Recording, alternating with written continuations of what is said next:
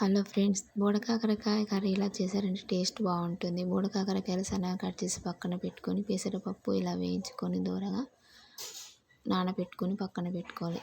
ఆ తర్వాత స్టవ్ వెలిగించి కడాయి పెట్టుకొని అందులో తగినంత ఆయిల్ వేసుకొని, ఆయిల్ హీట్ అయిన తర్వాత ఆవాలు, జీలకర్ర, కరివేపాకు, పచ్చిమిర్చి, ఆనియన్ వేసుకొని మంచిగా ఫ్రై చేసుకోవాలి.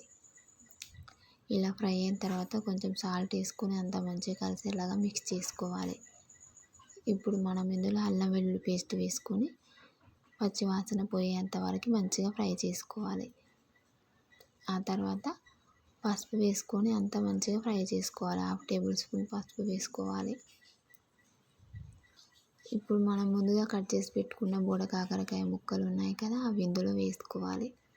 వేసుకొని మనం 5 మినిట్స్ వరకు మూత తీయకుండా అలానే మగ్గనివ్వాలి. 5 మినిట్స్ తర్వాత మనం మూత తీసి చూస్తే ఇలా ఆయిల్లో అంతా మగ్గిపోతుంది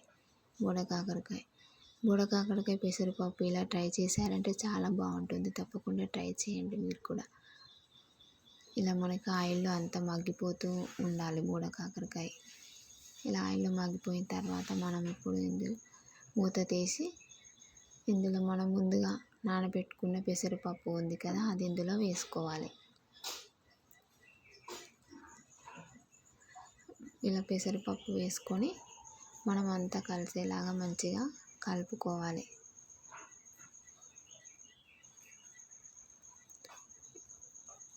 ఇలా అంతా పెసరపప్పు వేసుకొని మంచిగా మిక్స్ అయ్యేలాగా కలుపుకొని మనం ఒక 2 మినిట్స్ ఇలానే ఉడకనివ్వాలి. ఇందులో పెసరపప్పు అంతా మూత పెట్టేసుకొని ఉడకనివ్వాలి. ఆ తర్వాత మనం కట్ చేసి పెట్టుకున్న 2 టమాటాలు ఇందులో వేసుకోవాలి. టమాటా ముక్కలన్నీ ఇందులో వేసుకొని మంచిగా కలుపుకోవాలి అంతా.